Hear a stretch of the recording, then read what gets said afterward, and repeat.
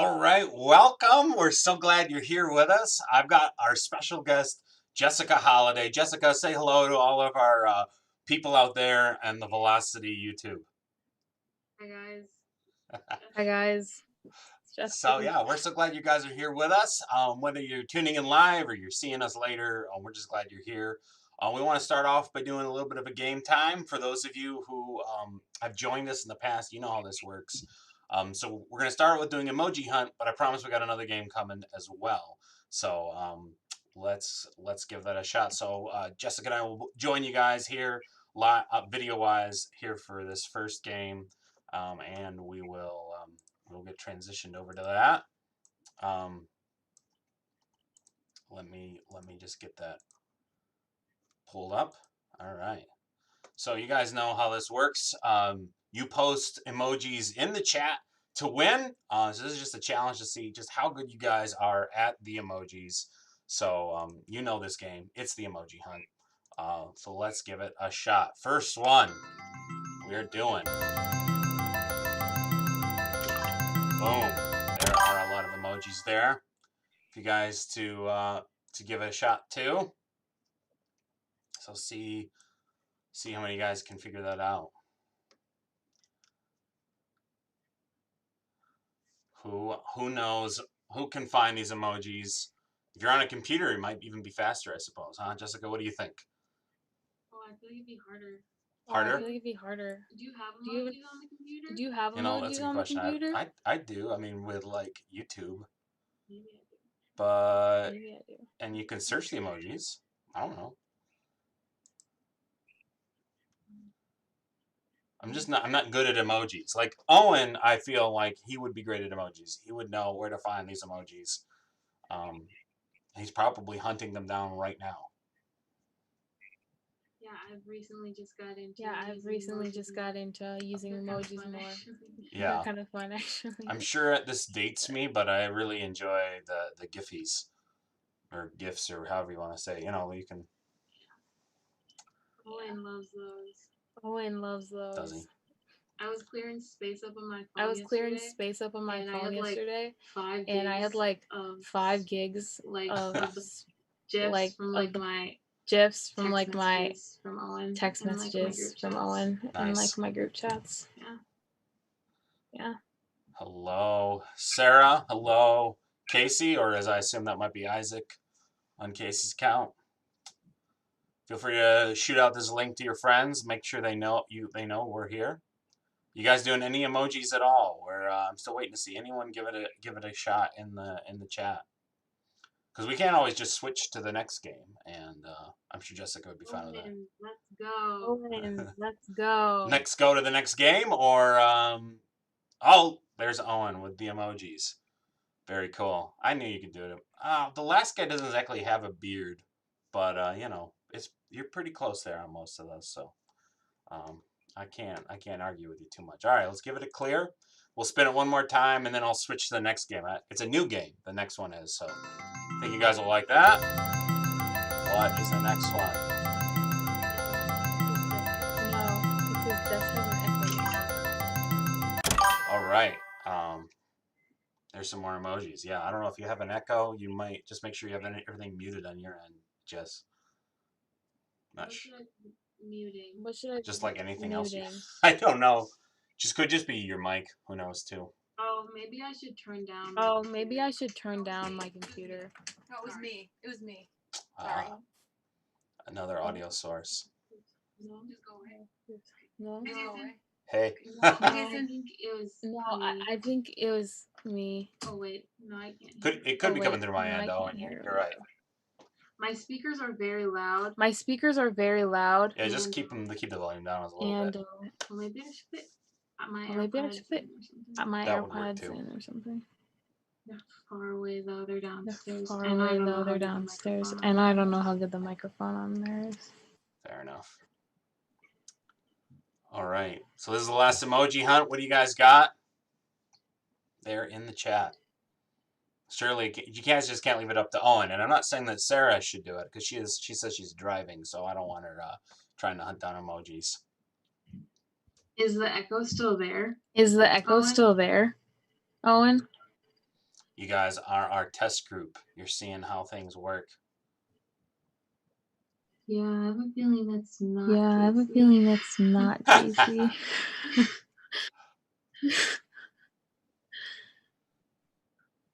So funny. Okay. It's so funny. Okay.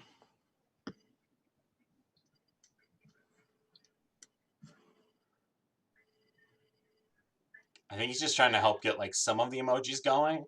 I'm assuming like almost if every one of you found one emoji, then Owen could put them all together. These are also they look like These are Android also emojis. they look like Android Are they? emojis. I have no idea. So maybe they're like not all. So maybe they're like not all on the It iPhone. is still there. It is still there. It is still Should there. I go get my AirPods and try Should I go get my AirPods It and might try not be a that? bad idea. Okay, guys, BRB. Okay, guys, BRB. They're in the basement. They're in the basement.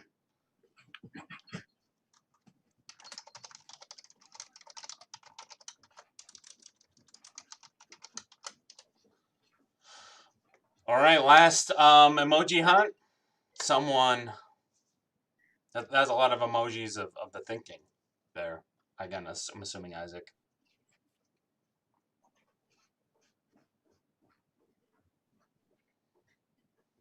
What do you guys got on this hot summer's eve?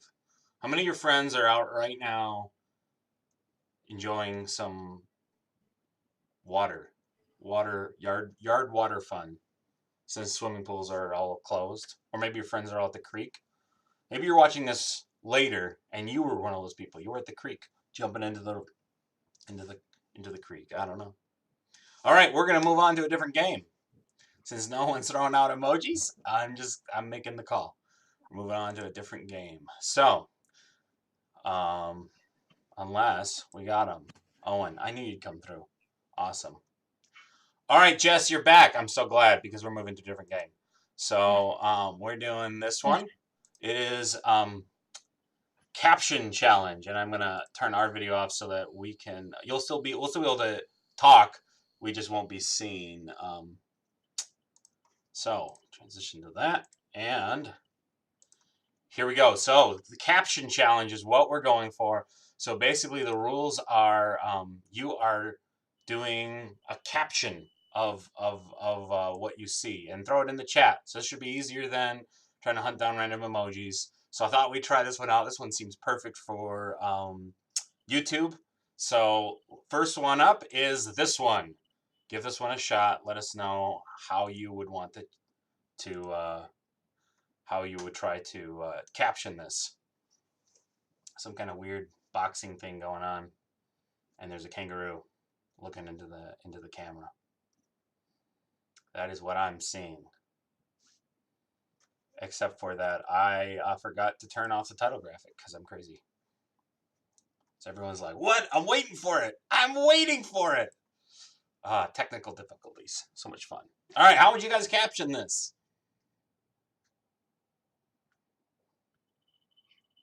Jessica, you can give us a shot too if you think you got an idea how to caption Jason, that. can you still hear me? I totally Jason, can you still hear me? Can you hear me? Oh, no, I can. Oh, no, I can. So yeah, if you look at the YouTube stream, Jess, see too how you would caption the images we got popping up on the screen. How would you guys caption this? It's a new game. Giving it a shot.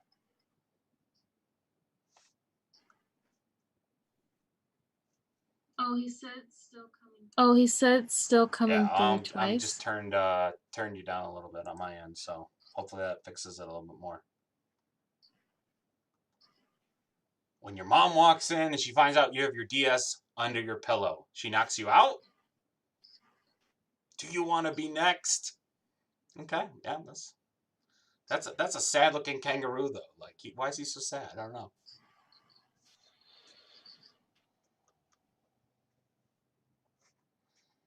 All right, let's give a next one. How would you caption this next one?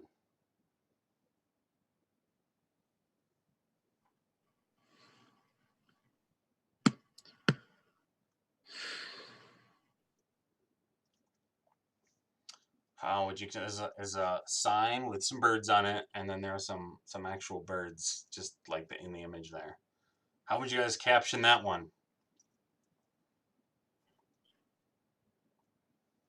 Insurance commercial rejects. I like that.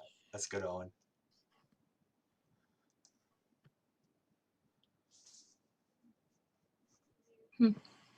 Weird. I don't know.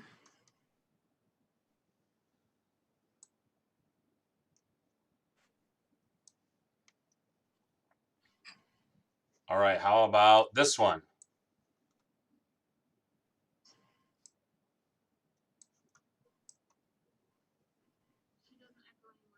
She doesn't echo anymore. I think I had it pulled up on my phone too. Doesn't matter, just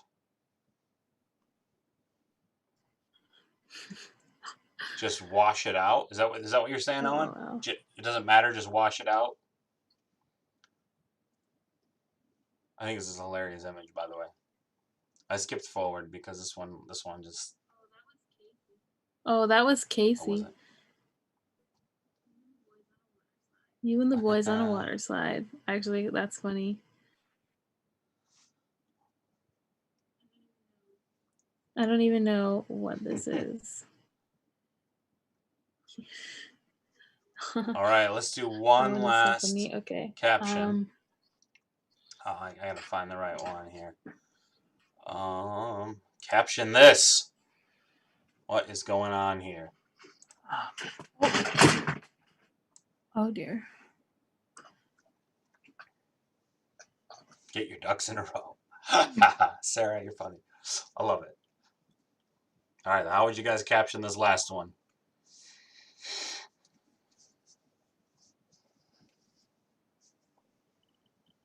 You, if you were a dog, Jaden?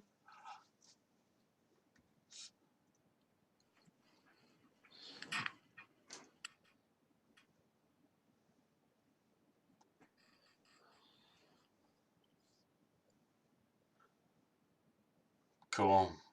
Anyone else? Yes. Mommy says something special. My mommy says I'm that'd be a good caption there, Em. I like it. Doesn't inspire you. That's fine. Dogacorn. Cool. All right. Well, that was our games for today. So thanks for playing. So now we're gonna switch gears into our time. Hang on. Sorry, my one app won't close.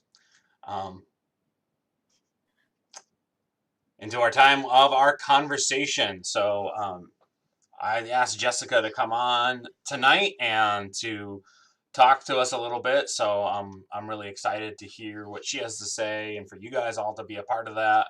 So yeah, this is going to be a great conversation. And for those of you watching in the future, I think this will be really cool. I'm really excited to hear what Jessica has to say. So Jessica, what has been going on in your life? What have you been reading lately? Talk to us a little bit about that. Well, I feel like a lot has been going on, like with everything, like with COVID and quarantine, a lot of unexpected stuff for sure. At the beginning of the year, I had like a whole plan of like, I was going to work all year and then I was going to go to school in September to England. But when COVID came and like flipped everything upside down for me, which I'm sure it did for a lot of people, I was like so like confused on I couldn't like envision what was going to happen because I was like all my plans just went because I didn't have a job anymore. I didn't know where I was going to live, whether it was going to be in Chaska, in Wisconsin, or in Minneapolis, because my sisters weren't really ready for me to come back. So it was like really confusing time for me, I think. And I ended up going to Wisconsin for about 2 months. And I was reading in Amos the other day. I kind of want to focus a little bit on like what I just read last week because I feel like it is relevant to a lot of what's going on. And I read a verse that says, "Does disaster come to a city unless the Lord has planned it?" And if you continue through this like chapter, it's God like speaking to the Israelites, and I'm just going to read a little bit. It says, I kept the rain from falling when your crops needed it most. I set rain on the town, but withheld it from another. Rain fell on one field, while another field withered away. People staggered from town to town looking for water, but there was never enough. But you still would not return to me, says the Lord. I brought hunger to every city and famine to every town, but you still would not return to me, says the Lord. And if you keep going, he just gives multiple examples of what he did to the Israelites and like how they didn't return to him. And so when I read like does disaster come to a city unless the Lord has planned it, it like opened my eyes a lot to like, I think a lot of people wonder like, oh, if God is good, why do bad things happen? And I think he plans them sometimes and allows them to happen because it's part of his plan. Well, And so that definitely gave me like a lot of yeah, no, I was just you gonna can say go. that doesn't seem like a very popular opinion, right? Like to say that God plans like disasters or bad things to happen. Um, talk to us more about that. Like, why do you think God would plan and allow those things? Because I think because we believe God to be loving, we think that there's no way He would say, I'm gonna allow or I'm gonna even plan for this bad thing to happen. I think like a lot of like when you hear people's like testimonies and stuff, it's usually not like, oh, I had all the money in the world and I was thriving and then I was like, oh, I need Jesus.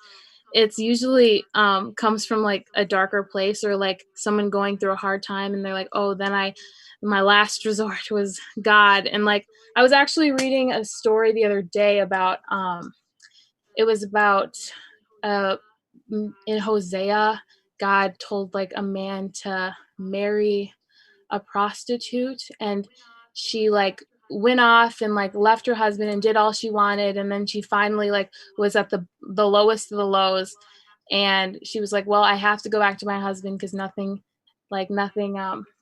is better. Like at this point, like it couldn't get any worse. And I feel like when God like lets bad things happen to us, it's because like we're turning away from him and he wants us to focus back on him. And so I think when it came to the worldwide pandemic, I think God was kind of telling the world, like, you guys are so distracted with everything going on, including me. Like, I get distracted, and you guys all just need to take a breather and focus on me. So, like, I think that's what I've been like learning a lot.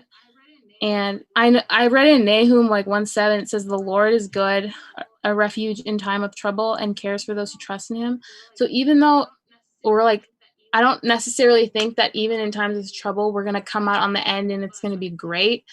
But I do believe that if I trust in God, like he'll take care of me and I'll be fine. Yeah, So, yeah. cool. Well, those are some really good thoughts. So, man, quarantine and pandemic, losing a job, and just so what have you been doing with your time, and where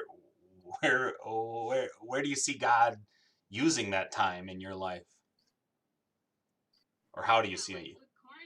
Yeah, like with quarantine, we've had like it's like an undescribable type of time because I feel like this is the first time I've ever had time where like I legitimately have nothing. Like I can't even like go out and like do stuff. Like it's getting better now, but um I think it really like opened my eyes to like what I should be focusing on. And like when you can't go to church, I feel like sometimes people use church as a crutch to say like, oh, like I got my Jesus time in for the week and now I'm good. And without having church, and if you really want to pursue God, like you really have to do it on your own. Like there's no one giving you that excuse like, oh, I went to church and now I'm good. So it definitely challenged me a lot. And I like at the beginning I was having like a hard time just like sitting down and being consistent, and I would like find myself like, oh, like my routine was like I'd wake up, check my phone, like make food, work out, and then I'd be like, oh, I like barely had time to read my Bible today, but like somehow I had time to check my phone and like work out. And so for like a month I like challenged myself to like when I woke up, I couldn't touch my phone or even check the time. I had to read my Bible for 5 minutes, write down 5 things I was thankful for, and pray for people for 5 minutes. And it was just 15 minutes, not very much time, but putting it before I did anything else helped me. Like, that was my way of like putting God before my needs. And I think, and because like I got into that routine, it helped. Like when I stopped doing it and just kind of did my Devo throughout the day, it like, if I didn't do it, I felt like something was missing in my day.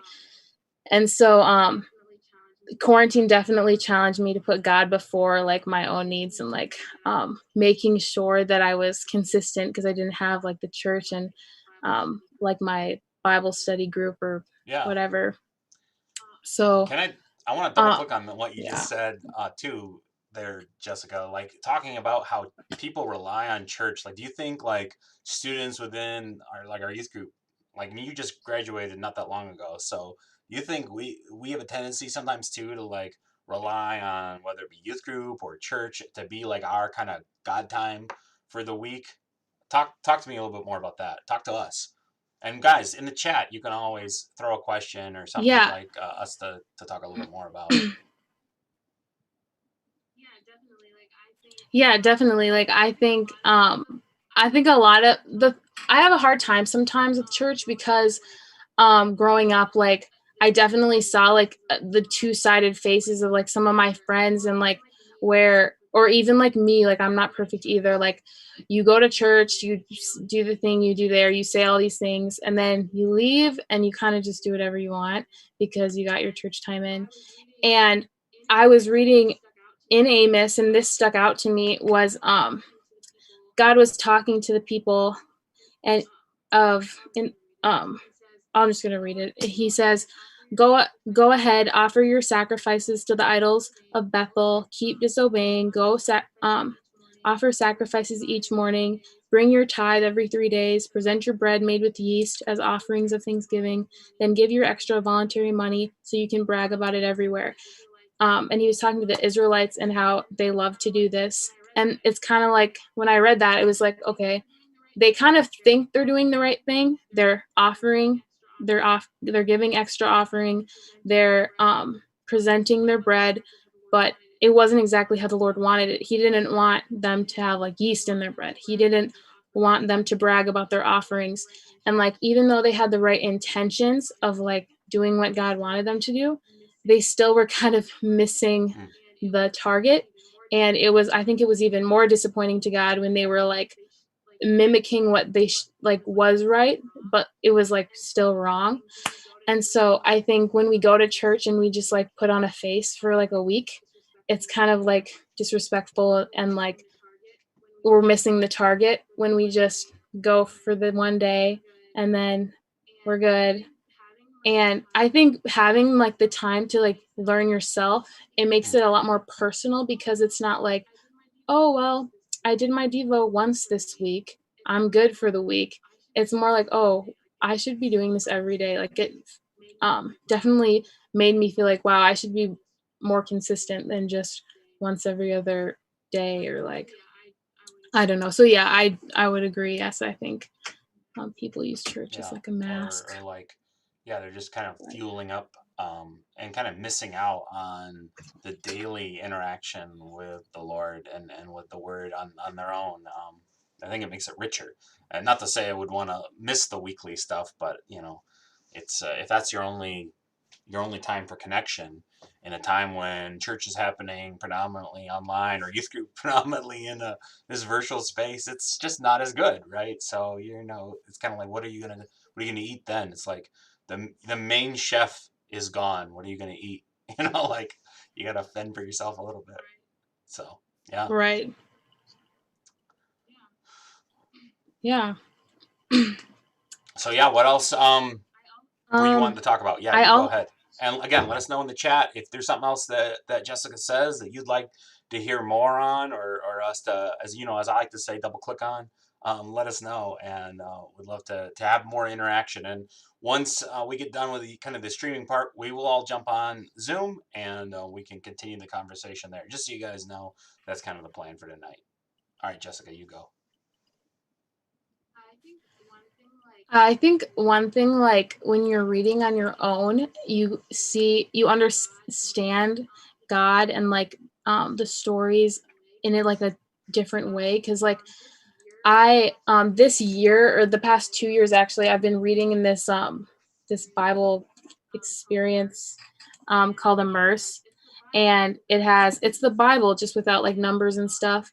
And for people who are like bad at reading comprehension, like me, it's really helpful. And I've been reading through this over quarantine, and I've come across like verses and stories that I had never actually read myself. I'd only ever heard them like in church.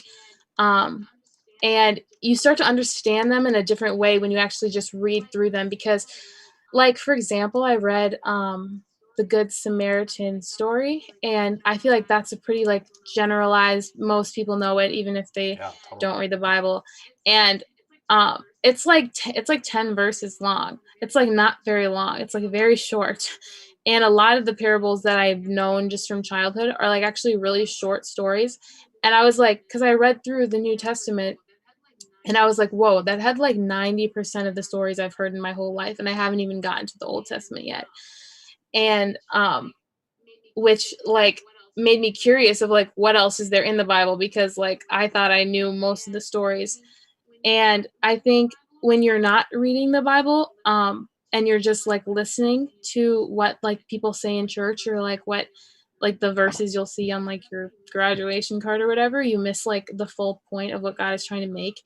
And for example, like Jeremiah 29:11, it says, for I know the plans I have for you, declares the Lord, plans to prosper you, not to harm you, plans to give you a hope in the future.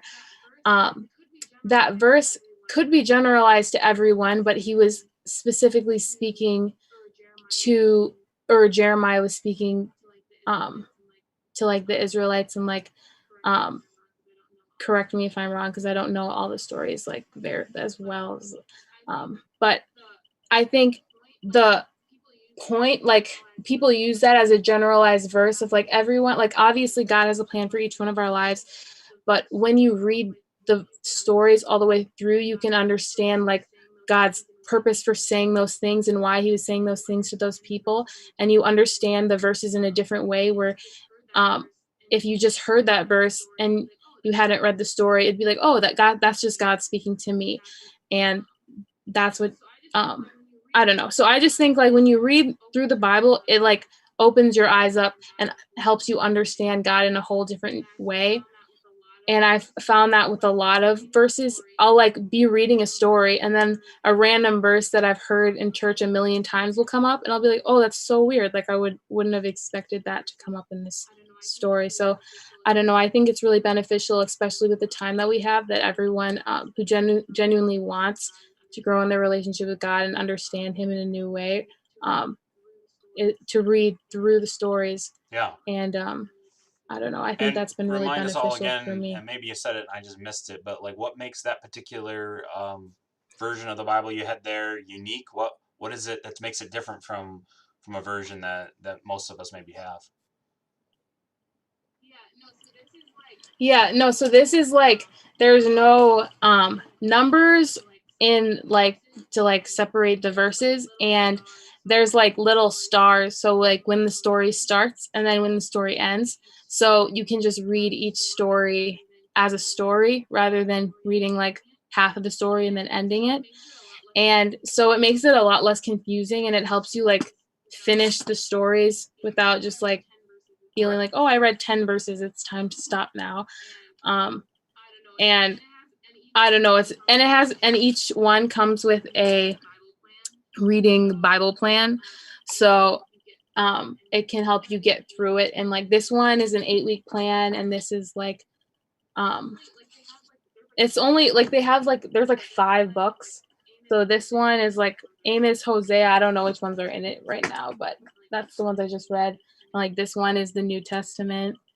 And That's super cool. I don't know that. Yeah, I would highly suggest not this. everyone realizes that the Bible wasn't written with like numbers in front of like various sentences or every so many sentences, right? So like imagine, guys, for those of you listening out there, imagine you're reading like your favorite book, like storybook. And imagine that every couple of sentences are just a random like numbers so that you could like reference it in like a paper that you were writing on the book or something like that. That would be kind of weird, right? And yet the Bible has that. We've just grown up with that. We're just like, well, that's just the way it is. But some of these books are written as like history books or letters or whatever, and they're not. So I think it's neat to have a translation without those numbers to kind of like get it more in the context. So I think that's super cool, and it's literally great advice for especially for those out there who like reading, and maybe you find reading the Bible to be more difficult, and maybe it is because you're counting numbers rather than other things. Sarah's asking Jessica if you'd let us know what they're called, like so the particular version of the Bible is there without the numbers you got. Yeah, it's just called Immerse. And so like if you look up Immerse the Reading Bible, it should pop up, their website should. And then you can buy the books there. You can also get them digitally on Amazon, I think. But I have the books, and I'll probably get the digital ones too. But you can. So I bring these to church too, and they have like the reference like right in the corner of like what you're reading. It doesn't have like you can't like find the specific verse, but like this page, it's Isaiah, and I know it's chapter 56, 11 through 57. So you can kind of get a gist of where you are in the Bible. And then if you want, like sometimes I'll have my normal Bible and this next to each other, and then I can compare the verses and stuff. So and I think that's so great too, because like you're mentioning Jeremiah 29:11 earlier, like a verse that's often just pulled out and just wielded around because it like quotes well. It's like pulling a quote out of a book, right? And like you could do that with any number of verses in the Bible and make the Bible say any kind of weird things you want it to say. And I've often thought about that because I remember one time I was like looking up for a quote for something, and I found something in Job that sounded good, but I later looked at what the context was around that, and it was one of Job's friends saying something, and in context of what he was saying, it wasn't right. And later, God calls all of Job's friends foolish. He calls them basically idiots, and says that they shouldn't have been saying what they were saying, right? So like the Bible records even things like that the devil says, right? So you can't just like pop verses out of the Bible and just start swinging them around like some kind of crazy person, right? So but yet we do that, right? And we think it's normal, right, because we just don't question it. So I love those thoughts, Jessica. Really great.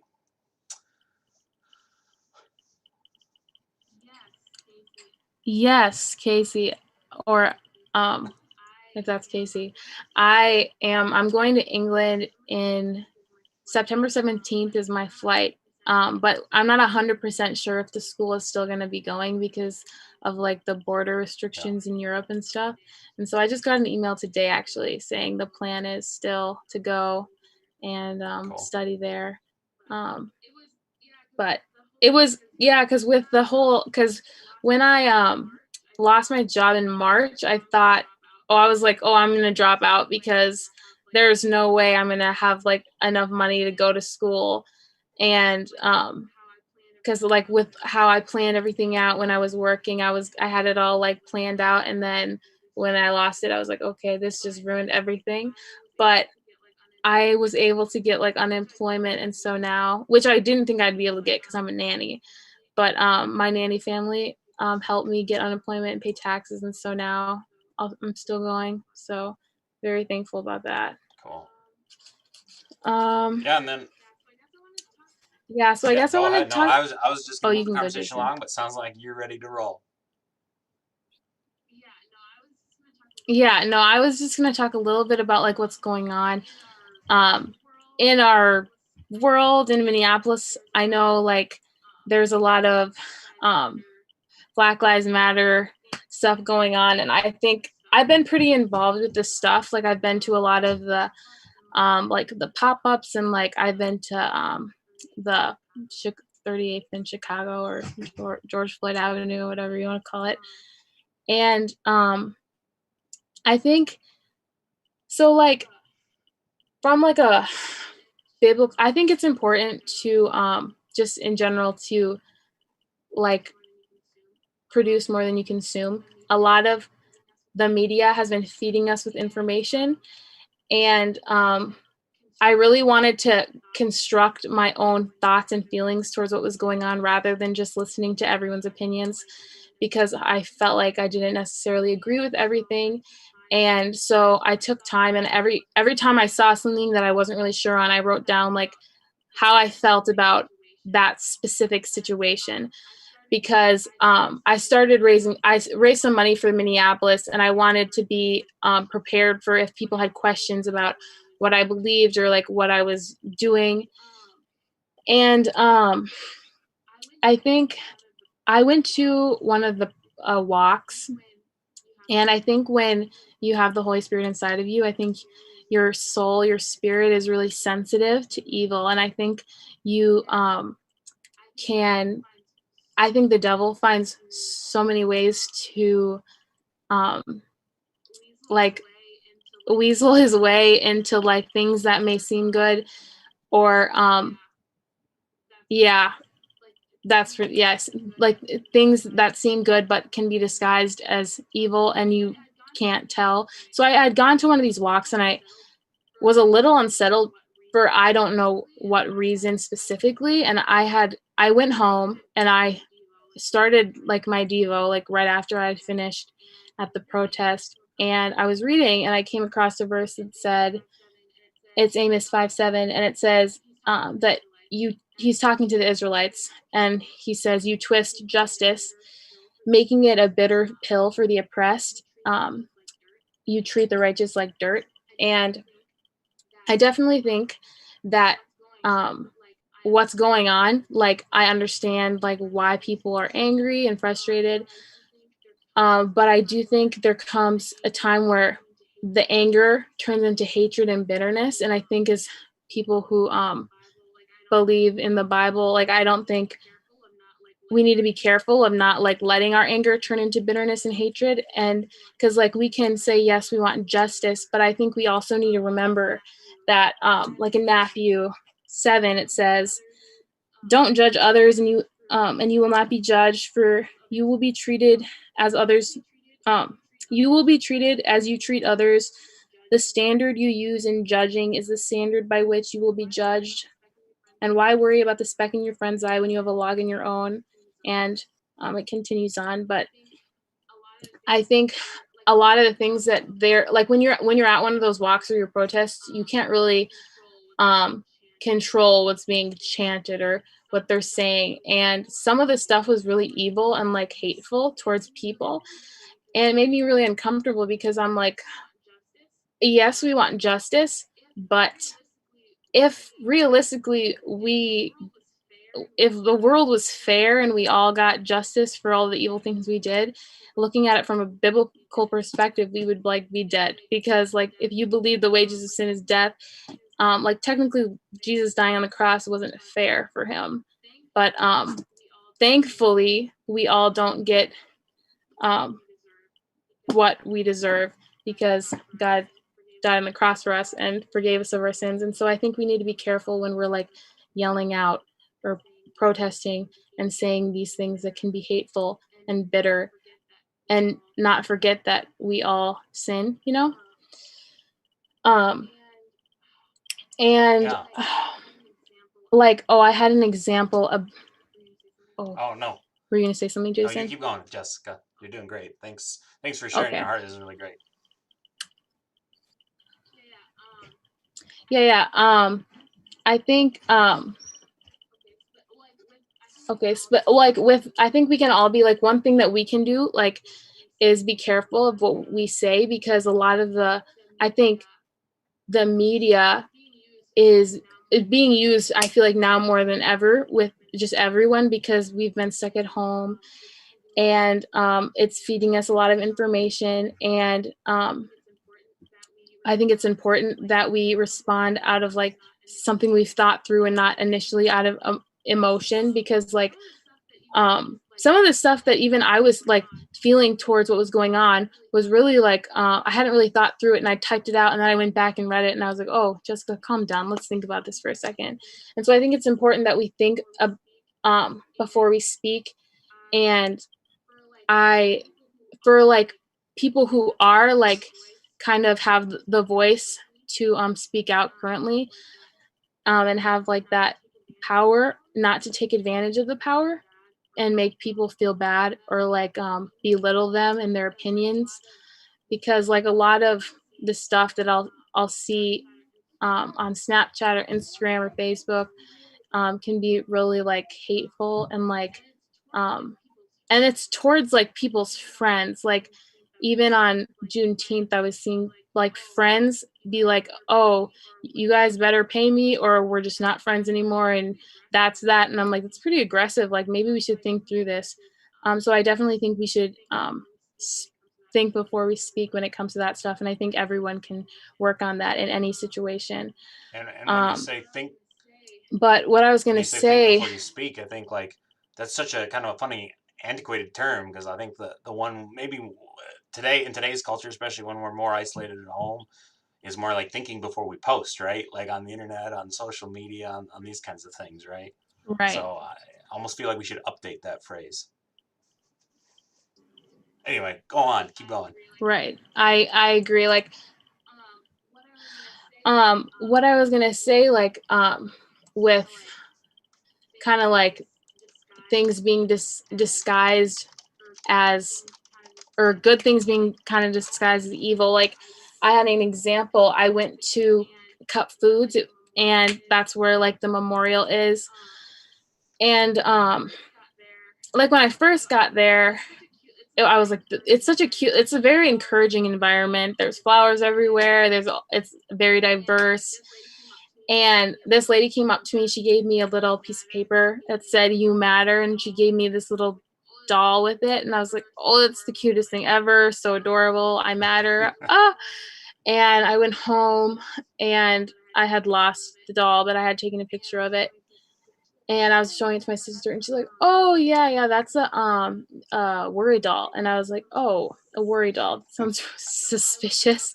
So I looked it up on the internet, and they originate from like Guatemala, and they used to give them to kids before they went to bed. They would like say their worries to this doll and then put it under their pillow, and their worries would go away in their sleep.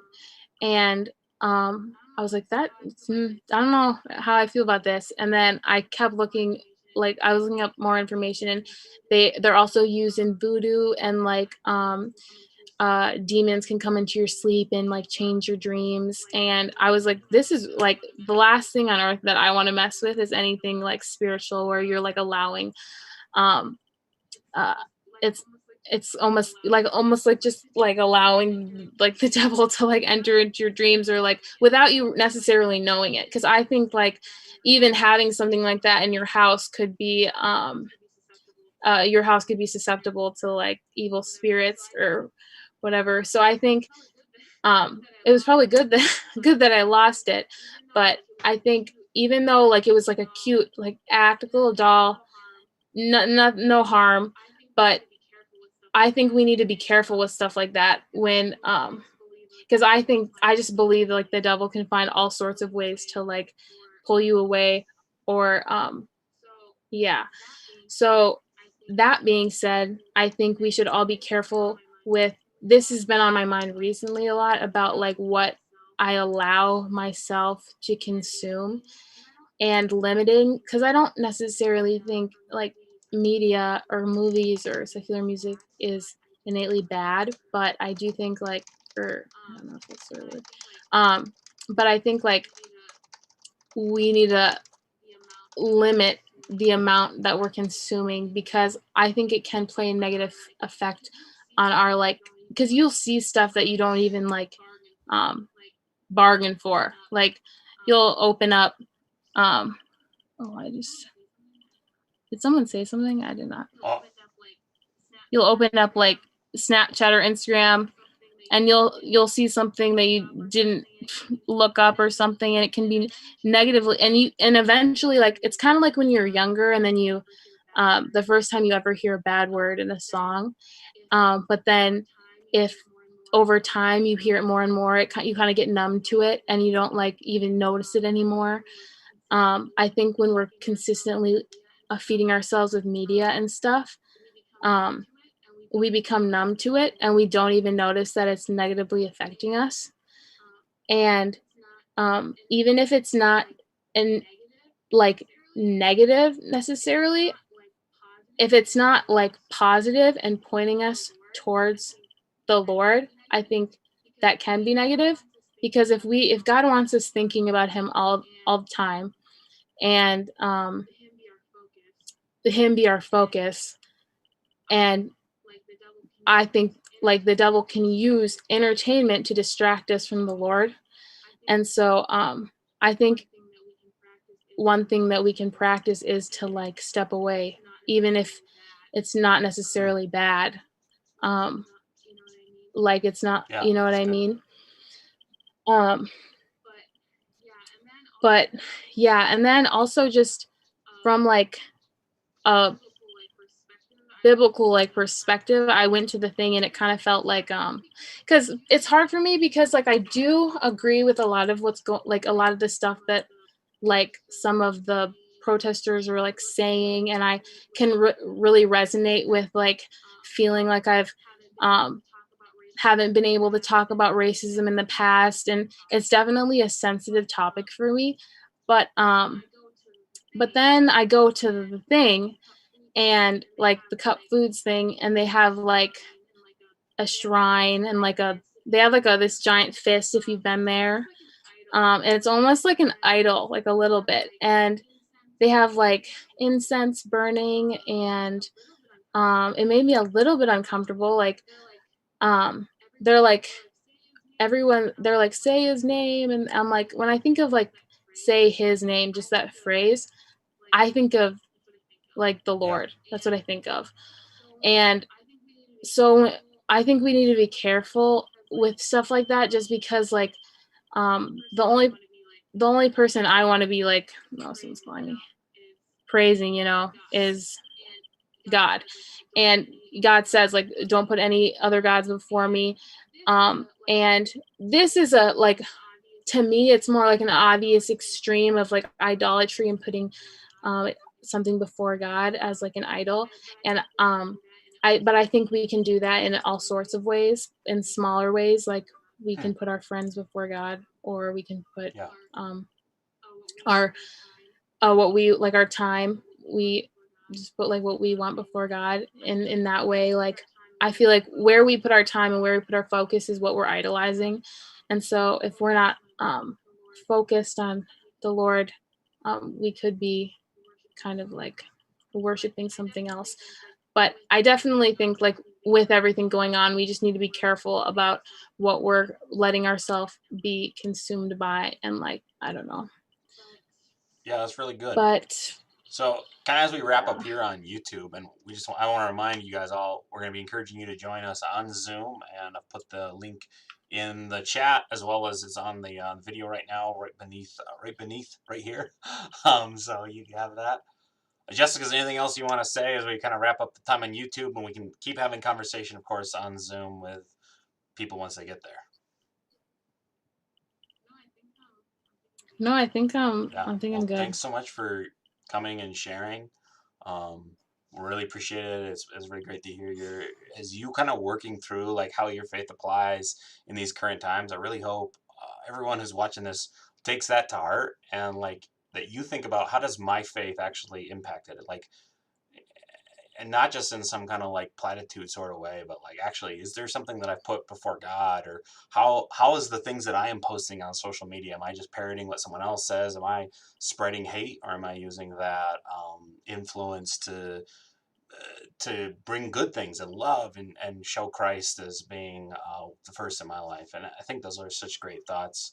Jess, I really appreciate you being here and sharing with us and being willing to be open and vulnerable and honest. So hope you guys learned something from that, and that you're come and talk to us in the Zoom. That's not recorded, so you can come and speak freely and ask Jessica or I or anyone else there anything you want. So we're gonna switch to Zoom, and so come on in, and you'll be in the waiting room for a bit. I'm just gonna shut the stream down, and we'll see you in a bit. All right, see you guys.